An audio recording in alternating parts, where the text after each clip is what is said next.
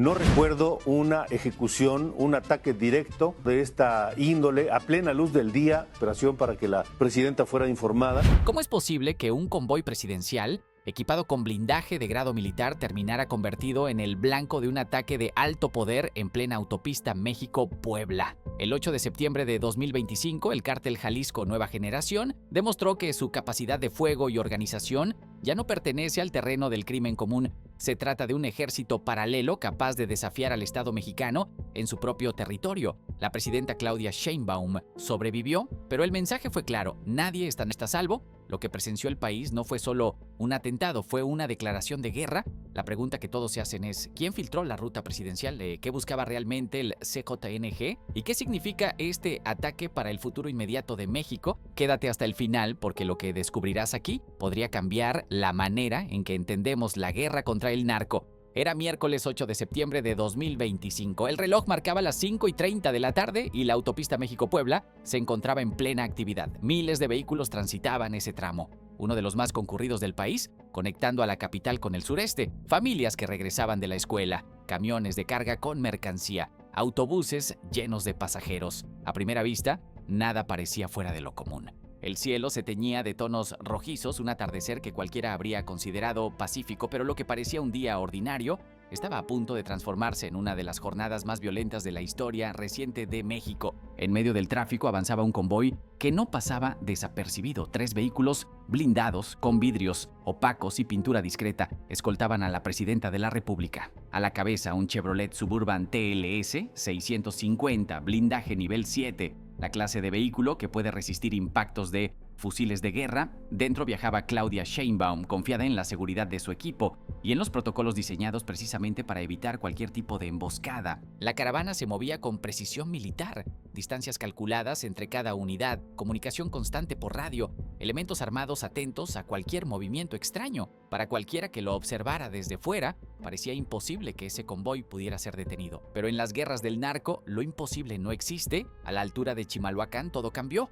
2 enormes camiones de carga, aparentemente abandonados, aparecieron atravesados sobre la carretera. No estaban ahí por accidente. Sus llantas habían sido reventadas, sus motores incendiados, convirtiéndolos en barricadas de fuego que bloqueaban ambos carriles. El convoy presidencial se detuvo, atrapado entre humo y acero. La escena estaba perfectamente calculada, una trampa para cortar cualquier ruta de escape. Y fue en ese momento, cuando el silencio de la tarde se quebró, que comenzó el ataque que estremecería a México entero. De pronto, de los caminos rurales que bordean la autopista emergieron entre 8 y 10 camionetas pick-up. No eran vehículos comunes, cada una había sido transformada en los talleres clandestinos del narco. Eran los llamados monstruos, construidos con placas de acero y blindaje improvisado, verdaderos tanques artesanales que el cártel Jalisco Nueva Generación ha perfeccionado en la última década. Los vidrios se bajaron lentamente y de esas ventanillas aparecieron armas que no tienen comparación en el arsenal de cualquier criminal común. Rifles Barrett calibre .50, diseñados para destruir vehículos blindados y helicópteros, apuntaban directamente contra el convoy presidencial. Cada disparo de esas armas es capaz de perforar placas de acero a cientos de metros de distancias. El estruendo fue ensordecedor. Las primeras ráfagas rebotaron en el blindaje del Suburban principal, generando chispas y dejando marcas profundas en la carrocería. La estrategia del cártel no era improvisada. Buscaban saturar el convoy con fuego constante, obligar a los guardias a dispersarse y abrir paso a un ataque directo contra la presidenta. Pero el infierno no venía solo desde tierra. En el cielo, el zumbido metálico de varios drones se hizo presente. Modificados en talleres clandestinos, cargaban explosivos caseros que fueron lanzados directamente sobre los vehículos de seguridad. Cada impacto levantaba columnas de humo y hacía temblar la autopista entera. La combinación de monstruos blindados, rifles Barrett y drones artillados convirtió la escena en algo más parecido a un teatro de operaciones militares que a un ataque de un grupo criminal. Los analistas coincidirían después. No era un simple atentado, era un acto de guerra en pleno territorio mexicano. Los autos civiles que quedaron atrapados comenzaron a retroceder desesperados, algunos chocando entre sí en medio del pánico. Los gritos de las familias se mezclaban con el rugido de los motores y el estallido de las balas. Lo que debía ser una autopista de regreso a casa se transformó en una trinchera improvisada. El CQE había preparado una emboscada quirúrgica diseñada para demostrar una sola cosa: que podían desafiar al Estado en su punto más alto, golpeando directamente al corazón del poder presidencial. Mientras afuera tronaban los rifles Barrett y el suelo temblaba con las explosiones de los drones, dentro del Suburban presidencial se vivían segundos eternos. El blindaje nivel 7 resistía impactos que habrían destruido cualquier otro vehículo. Cada bala que rebotaba contra la carrocería resonaba como un martillazo metálico que recordaba la fragilidad de la situación. La presidenta de México estaba atrapada en una trampa mortal.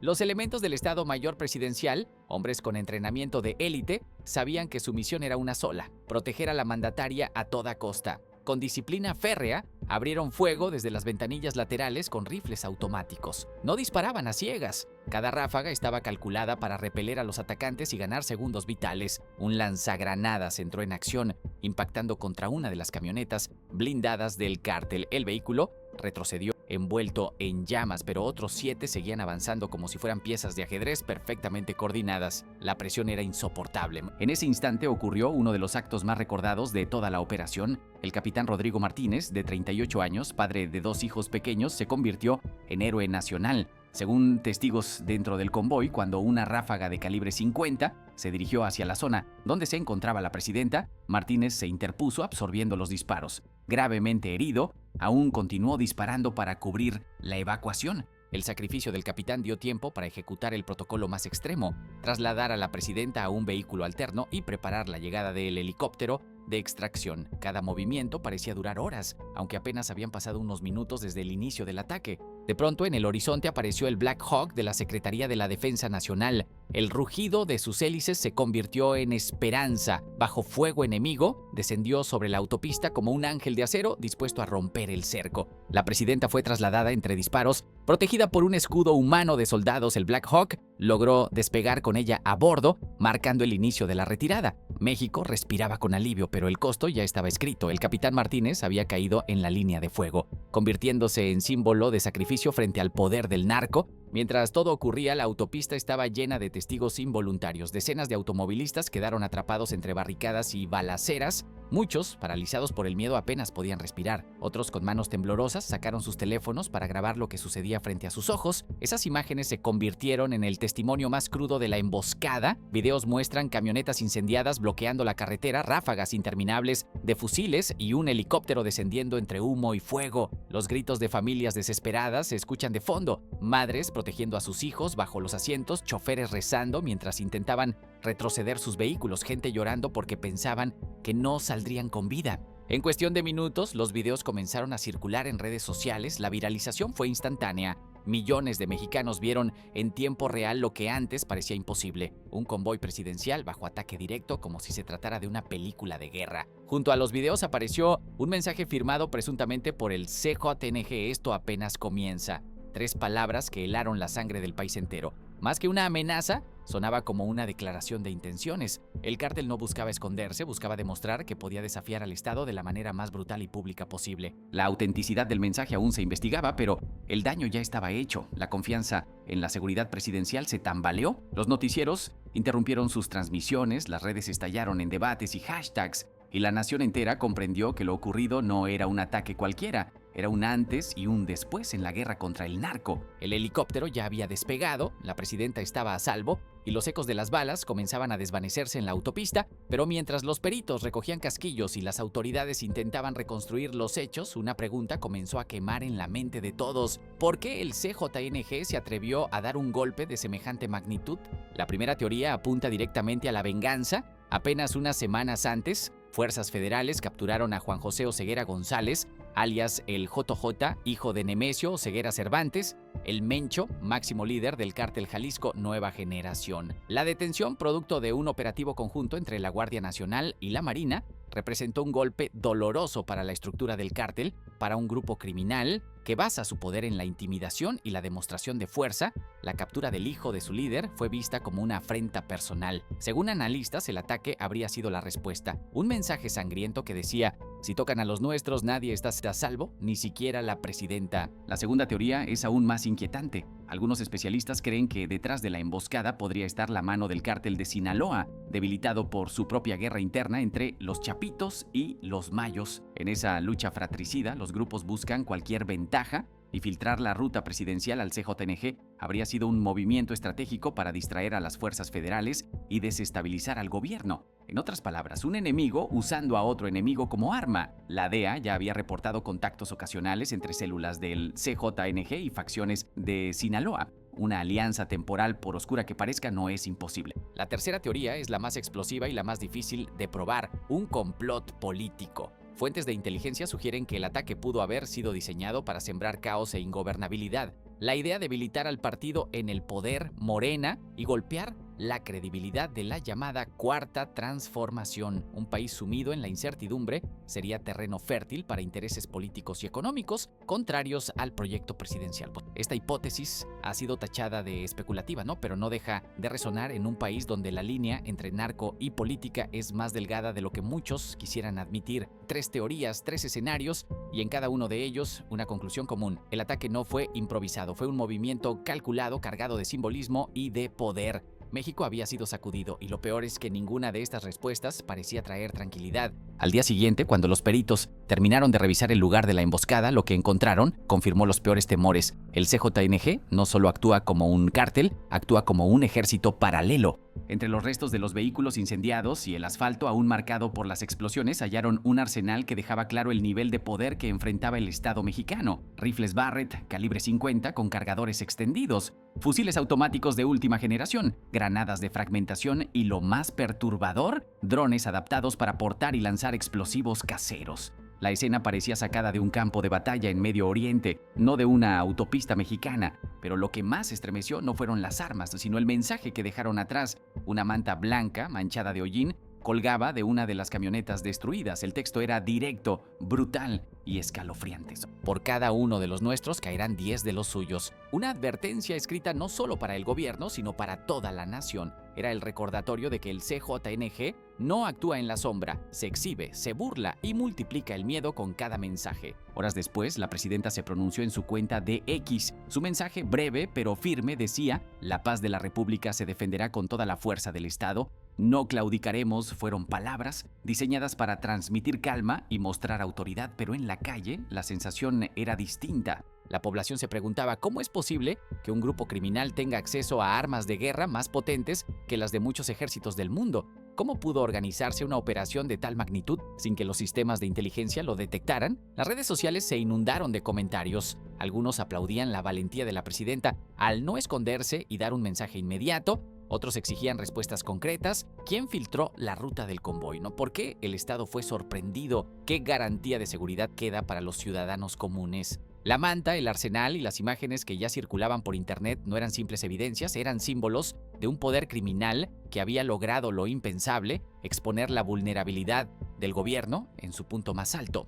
Tras la evacuación de la presidenta, el país quedó en estado de shock. Esa misma noche, Palacio Nacional se convirtió en el centro neurálgico de una crisis sin precedentes. Omar García, secretario de Seguridad y Protección Ciudadana, convocó de emergencia a los mandos más altos del Ejército, la Marina y la Guardia Nacional. La reunión, descrita por fuentes cercanas como tensa y frenética, se centró en una consigna clara: este ataque no podía quedar impune. En cuestión de horas se desplegaron más de 3,000 elementos en los municipios aledaños a Chimalhuacán. Drones de reconocimiento, helicópteros artillados y perros rastreadores recorrieron la zona. Hubo enfrentamientos aislados y se reportaron 3 detenciones, pero los líderes de la célula que ejecutó el ataque se desvanecieron como fantasmas. El CJNG había golpeado y se había replegado con precisión quirúrgica. La figura de Harfuch, ya conocida por su estilo de mano dura en estados como Zacatecas, emergió como protagonista de la respuesta. En conferencia de prensa, su mensaje fue contundente: a quienes planearon y ejecutaron este atentado, les decimos claramente, los vamos a encontrar, los vamos a desmantelar, y México demostrará que la fuerza del Estado está por encima de cualquier grupo criminal. Pero mientras en México se multiplicaban los operativos, el eco del ataque cruzaba fronteras. En Washington, la Casa Blanca condenó la emboscada en los términos más enérgicos y ofreció apoyo inmediato en inteligencia. El Departamento de Estado, encabezado por Marco Rubio, dejó entrever que la cooperación bilateral contra el narcotráfico podría intensificarse, incluso más allá de lo que el gobierno mexicano estaba dispuesto a aceptar. Las reacciones no tardaron en dividir opiniones dentro del país. Para algunos, la ayuda estadounidense era necesaria, casi inevitable, frente a un enemigo con armas de guerra y presencia en más de 20 estados. Para otros era una amenaza directa a la soberanía nacional. Aceptar tropas extranjeras en territorio mexicano evocaba recuerdos de invasiones y humillaciones pasadas. En Europa, los titulares no fueron menos alarmistas. México bajo fuego, publicó la BBC. El narco desafía al Estado, escribió El País. The New York Times fue aún más lejos. El ataque que podría redefinir la guerra contra el crimen organizado en América Latina. México había quedado expuesto ante el mundo y la imagen de la presidenta siendo evacuada bajo fuego enemigo recorrió cada noticiero internacional. La pregunta ya no era solo cómo había ocurrido, sino si el país tenía la capacidad real de responder. Mientras los discursos oficiales intentaban transmitir fortaleza, en las calles de Chimalhuacán se respiraba un aire distinto. Miedo, dolor y un silencio cargado de trauma. Los autos que quedaron atrapados durante la emboscada se convirtieron en cápsulas de horror. Una madre relató entre lágrimas que abrazó a sus 2 hijos pequeños bajo los asientos, convencida de que no sobrevivirían. Un hombre de 70 años, testigo de la escena, dijo que jamás había escuchado un estruendo tan ensordecedor en su vida. Era como si nos hubieran llevado a una guerra que no pedimos. Los niños fueron los más marcados. Una niña de apenas 9 años, testigo del ataque, dibujó en su cuaderno una camioneta negra disparando y un helicóptero descendiendo en medio de humo. Cuando su maestra le preguntó qué era, respondió: "El día que todos gritaban". Esa imagen se viralizó en redes sociales y se convirtió en símbolo de la herida colectiva que dejó la emboscada. El sacrificio del capitán Rodrigo Martínez ocupó un lugar central en la memoria nacional. Su rostro, sonriente en fotografías de uniforme, inundó las redes con el hashtag Héroe de México. Su familia devastada pidió justicia, pero también lanzó un mensaje que caló hondo: que su muerte no sea en vano, que este país despierte de una vez. Mientras tanto, los habitantes de la zona comenzaron a recoger casquillos y fragmentos de metal como si fueran reliquias de guerra. Para muchos eran pruebas físicas de que el Estado había sido vulnerado. Las calles amanecieron desiertas, las escuelas suspendieron clases, los comercios bajaron sus cortinas. La gente sabía que, aunque la presidenta había sobrevivido, el mensaje del CJNG era claro: si pudieron atacar al máximo poder del país, ¿qué queda para los demás ciudadanos? El costo humano no se mide solo en las balas disparadas o en el capitán caído, se mide en la paranoia de comunidades enteras que aprendieron a vivir con miedo, se mide en los niños que ya no dibujan soles y casas, sino helicópteros y rifles. Se mide en la certeza de que lo ocurrido no fue un hecho aislado,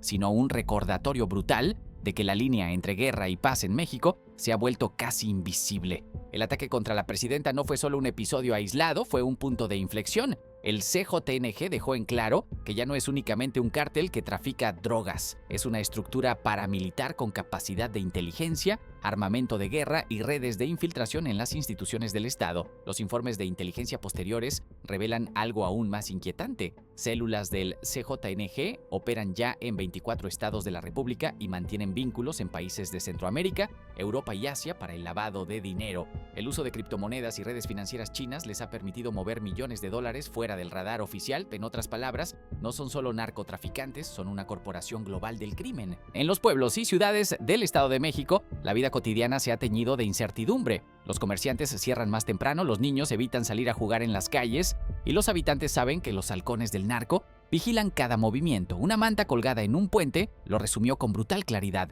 la plaza es nuestra y el que se meta paga. El gobierno, por su parte, ha anunciado la creación de una fuerza especial destinada exclusivamente a combatir al CJNG. Miles de elementos adicionales de la Guardia Nacional han sido desplegados en zonas estratégicas, pero entre los expertos hay división. Algunos creen que es la única forma de recuperar el control, mientras que otros advierten que esto podría desatar una guerra aún más sangrienta, con consecuencias devastadoras para la población civil. En Estados Unidos el debate también se intensifica. Senadores republicanos exigen clasificar a los cárteles mexicanos como organizaciones terroristas internacionales, lo que abriría la puerta a operaciones directas en territorio mexicano. Para algunos sería un apoyo necesario, para otros un paso hacia la pérdida de soberanía. Y en medio de esta tormenta, los ciudadanos comunes son quienes cargan con el miedo diario. En cada conversación en el transporte público, en cada sobremesa familiar, la pregunta es la misma: ¿qué va a pasar ahora? La verdad es que nadie lo sabe. México se encuentra frente a una encrucijada histórica.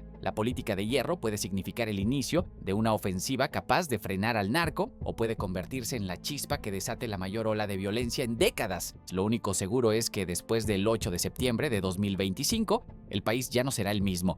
El CJNG demostró que puede desafiar al Estado de manera frontal y pública.